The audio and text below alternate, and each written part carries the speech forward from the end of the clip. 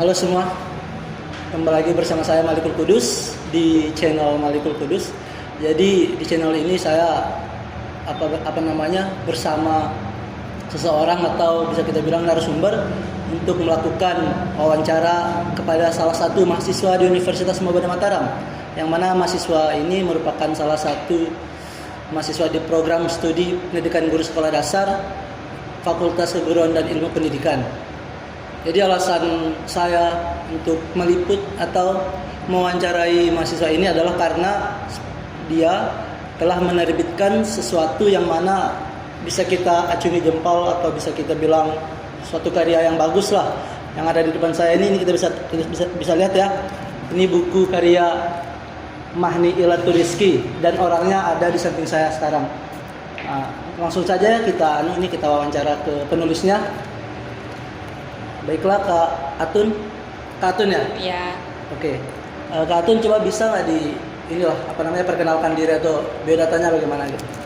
Oke, Assalamualaikum warahmatullahi wabarakatuh. Perkenalkan, nama saya Mahni Ilatul Rizki, biasa disapa Atun atau Mahni.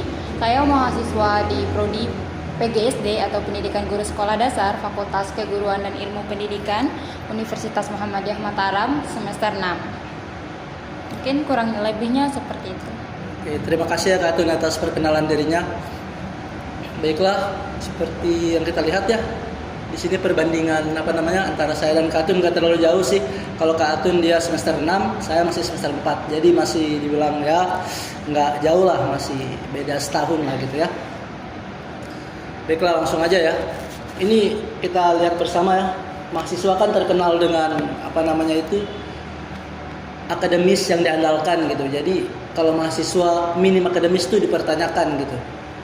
Ya, oleh karena itu bisa kita ambil kesimpulan bahwasanya apabila mahasiswa akademisnya kurang, itu berarti perlu dipertanyakan apakah dia betul-betul belajar atau cuma sekedar datang kampus cuma gitu kayak gitu aja. Ya, terus Kak Atun langsung aja deh nih ya, biar nggak terlalu panjang ya. Nah, Kak Atun kan udah nulis buku nih, buat buku nih. Saya mau tanya, apa sih yang menjadi pendorong atau motivasi Kak Atun untuk menulis buku ini? Nah, alasan saya menulis buku ini karena kita sebagai perempuan itu juga harus punya rasa ego yang tinggi, harus punya rasa gengsi yang tinggi. Jadi saya suka sama seseorang, tapi karena sebagai perempuan malu lah nyatain perasaan gitu kan kayak cowok yang suka. Jadi jika suara dibungkam maka angkatlah penamu gitu, sabda anak pers. Iya. Jadi saya luangkan semuanya itu dalam buku ini karena saya tipe orang yang apa-apa itu dipendam, nggak diceritain ke orang. Jadi saya curhat lewat tulisan gitu. Jadi percayalah, lingkup jejak pena ini berisi untayan kata dan kalimat yang keluar dari isi hati. Iya. Karena menyampaikan rasa itu susah banget. Jadi ya udah awal tahun 2021 saya nulis, kemudian aktif lagi di organisasi, saya udah lupain nulis tulisan saya. Jadi saya kembali menulis lagi di awal tahun 2022 dan alhamdulillah bisa diterbitkan dan dibantu oleh saudara Malikul Kudus. Itu sih kurang lebih. Berarti motivasinya salah satu yang bisa diambil tadi, Kak Atun menulis buku ini untuk mengungkapkan perasaan ke seseorang, tetapi ada malu gitu untuk mengungkapin gitu ya. Oh iya, berarti bisa dibilang nih, isi buku ini tuh isi hati dari Kak Atun sendiri berarti? Ya, seperti itu. Gitu deh. Oh iya. Tadi saya juga sebentar baca buku itu ya. Pas saya baca juga saya merasakan gitu kayak oh ini kayak betulan ngomong gitu. Jadi kayak kita sama buku ini tuh ngomong ke kita gitu. Ngeluapin perasaan kita gitu loh. Jadi kelihatan gitu ya kalau misalkan seseorang pengen ngungkapin tapi malu gitu ya. Terus nih Kak, selain tadi untuk seseorang, apakah hobi menulis ini udah menjadi hobi dari dulu atau bagaimana? Ya, hobi menulis itu dari dulu, dari sejak SMP, SMA. Tapi dulu itu kan hobi nulis diary gitu kan. Iya. Jadi kalau nggak suka sama seseorang atau suka sama seseorang itu nulis aja, nggak bisa ngatain langsung gitu. Takut kalau saya ngatain orang ini bakal gimana ya, bakal marah atau enggak gitu, tapi kayak lebih kayak mendem aja. Berarti lebih takut ke apa namanya tuh efek setelahnya gitu ya. Lebih gitu. baik apa namanya hubungannya tetap berjalan seperti biasa daripada ketika ngomong hubungannya Terus, iya. Bisa berubah kayak gitu ya. Mm-mm. Oh, iya, iya. Jadi kayak takut nyakitin perasaan orang, lebih mikirin orang ini kayak gimana sih kalau saya ngata-ngatain gitu, jadi lebih ke dipendem aja. Iya, iya, bagus. Berarti bisa dibilang Kak Atun termasuk salah satu orang yang bisa dibilangin ya apa kurang pede untuk ngomong gitu. Lebih ke Kurang banget, lebih kalau ke nulis. Ya lebih ke nulis berarti ya segala sesuatunya ditulis kayak gitu berarti. Iya gitu. Terus gini Kak, apa namanya? Selain dari motivasi tadi, apakah lewat buku ini Kakak bisa menginspirasi orang-orang nggak biar bisa nggak orang-orang ini kayak termotivasi untuk menulis gitu? Apakah di dalam buku ini ada sesuatu yang bisa melihat, yang bisa Kak Atun niat nulis untuk memotivasikan orang? Iya. Niat saya nulis ini bukan karena di sini tuh arahnya ke bucin aja, bukan, tapi karena lebih kayak ini loh, kita itu perempuan itu nggak lemah, perempuan itu bisa, perempuan itu sekarang cantik aja nggak cukup loh, baik aja nggak cukup loh, tapi juga harus berpendidikan, yang dimana kita juga sebagai mahasiswa itu harus aktif dalam berbagai hal, misalnya dalam organisasi, perkuliahan juga harus balance gitu. Kalau organisasi ya juga jangan lupa sama perkuliahan, sama akademisinya gitu. Jadi dalam buku ini itu bisa menginspirasi teman-teman perempuan bahwasannya perempuan itu harus punya rasa malu dan gengsi yang tinggi. Karena apa? Karena memang perempuan itu bakal menjadi madrasatul ula atau madrasah pertama bagi anak-anaknya nanti. Jadi di sini teman-teman yang perempuan, kalau ada perasaan atau apapun itu kayak laki-laki yang kalian suka, jangan langsung diutarakan gitu. Kalian bisa menulis, contohnya seperti saya ini. Ya walaupun hanya quotes, tapi teman-teman bisa ngambil contohnya yang baik, jangan ngambil contoh yang buruk-buruk. Pesan saya, semoga teman-teman bisa menginspirasi dan bisa menjadi penulis terkenal mungkin nantinya, melebihi saya baru ini permulaan. Langkah awal ya. Langkah awal. Jadi berarti ini buku pertama yang kakak buat. Perdana berarti ya.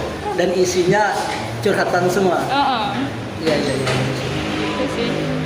Nanti apa namanya? Apakah setelah menerbitkan buku ini ada keinginan untuk nulis buku selanjutnya atau bagaimana? Alhamdulillah ada, dan masih saya tulis lagi, tapi novel ya. Berarti itu kalau lagi berjalan. Berarti nggak usah kita spoiler dulu ya, nggak usah, biar penasaran mereka. Biar jadi aja baru kita ini ya, baru kita bisa pas terbit aja baru kita ngomongin ya. Baru dipublish. Sekarang mah privat dulu. Ya Kak, oke. Tadi kan udah kita ngomong tentang isi buku dan lain-lain nih. Nah, terus Kak, apa namanya tadi? Kendala ketika menulis nih, apakah ada kendala tersendiri atau biasa-biasa aja itu ketika menulis atau bagaimana? Kalau kendala sih nggak ada, cuman kayak gimana ya, kalau lagi banyak tugas nih, ya udah fokus ke tugas dulu gitu. Kalau lagi ada rapat organisasi, ya udah ke organisasi dulu gitu. Terus pulang-pulang itu kadang kalau nyempet dan kalau ingat itu ya udah tulis, minimal 1 hari itu ada yang kita tulis. Kayak sekata atau 2 kata itu bisa kita tulis, nggak apa-apa. Yang penting jangan lupain langsung, jangan nggak nulis dalam setiap harinya gitu loh. Harus ada yang kita tulis gitu. Terus sih. Berarti di samping menulis ini apa namanya kegiatan akademisnya tidak terganggu berarti ya? Enggak. Dan alhamdulillah IP saya nggak ada yang di bawah 3 koma sih. Alhamdulillah. Berarti apa namanya bagus dong kalau misalkan tidak IP nggak di bawah 3 koma terus. Alhamdulillah. Ada namanya skill nulis gitu, berarti ya bisa dibilang prestasi yang baik lah kayak gitu ya. Alhamdulillah. Terus Kak, pas kakak udah nulis buku dan buku kakak terbit nih, otomatis teman-teman kakak pada tahu dong bagaimana tanggapan mereka ketika mereka tahu nih ada buku kakak nih. Ci udah diam-diam nerbitin buku nih ya, kirain diam-diam lamaran. Kenapa bisa kayak gitu nih kerja? Kayak nggak tahu kan, kakak nulis nggak kakak kasih tahu siapapun itu, teman-teman dekat aja kayak dia nggak pernah kakak kasih tahu, cuman kayak lebih kayak dipendam aja. Tapi kemarin gini sih, kemarin mereka lihat kan tulisan kakak di laptop, jadi ih kamu ada nulis sesuatu ya, enggak gitu, tapi lama kelamaan ya udah diterbitin. Sebenarnya nggak pede buat nerbitin buku ini karena isinya cuma quotes kan, bukan karya ilmiah apapun itu, bukan cuman quotes. Tapi karena udah banyak gitu tulisannya, ya udah mungkin nyoba buat Cobain aja dulu nerbit ya. gitu. Gimana nanti gitu ya. Gimana nanti gitu. Iya. Terus Kak, misalkan buku ini udah dibaca orang nih, terus ada orang bilang, buku ini gini dah, ngapain sih saya baca, buang-buang waktu gini. Bagaimana tanggapan kakak kira-kira? Kita juga perlu kritikan dan saran sih, nggak apa-apa, itu mungkin pendapat mereka, kakak juga nggak bisa ngelarang gitu pendapat orang. Intinya buku ini bukan kalau teman-teman ngambil ke arah yang negatif, mungkin lebih ke ngebucin aja sih isinya, quotes aja isinya gitu. Tapi kalau teman-teman ngambil ke arah positifnya, buku ini yaitu seperti yang saya bilang tadi, bisa menginspirasi teman-teman dengan mengagumi dalam diam gitu. Oh iya, bagus mengagumi dalam diam berarti ya. Bisa dibilang isinya tuh mengagumi dalam diam berarti ya. Iya. Berarti kalau misalkan masalah komentar negatif dari netizen nih berarti ya biasa aja, nggak apa-apa gitu ya. Itu bisa menjadi ini sih inspirasi juga, mungkin kalau bisa ke depannya itu bisa lebih baik dari ini gitu sih. Iya. Baiklah, mungkin cukup ya obrolan kita ya, mungkin karena juga biar nextnya dibaca deh sama teman-teman gimana isinya gitu. Tapi pas betul, saya jujur nih, pas saya baca, saya betulan kayak ngomong gitu. Jadi kayak ada orang, kita ngerasain nih kayak ada orang ngomong ke kita gitu. Kayak oh gini ya. Ini kayak cewek-cewek gitu ngomong ke kita, padahal cuma sekedar tulisan gitu. Jadi memang betul ada sih ininya, pengaruhnya dalam diri kita gitu. Ya jadi bisa kita bisa jadikan contoh lah Kak Atun nih, walaupun dia kuliah, dia juga bisa buat buku kayak gini walaupun isinya quotes, tapi itu kan sebuah prestasi yang bisa dibanggakan gitu kan. Apalagi udah terbentuk buku seperti ini gitu, bisa bisa menginspirasi orang lain, terus mungkin juga bisa bisa membuat orang lain menjadi dapat pelajaran yang baru dari walaupun quotes gini kan, tapi emang bermakna banget gitu. Di samping itu juga kuliah Kak Atun juga nggak terganggu ya, IP juga di atas 3 semua, terus organisasi juga aktif gitu. Jadi ya usahakanlah kita sebagai mahasiswa nih tetap menyeimbangkan antara akademis dan non akademis, sehingga ketika lulus nanti adalah bekal dalam diri kita untuk mengabdi kepada masyarakat mungkin, dan bisa menjadi orang bermanfaat bagi orang lain kayak gitu.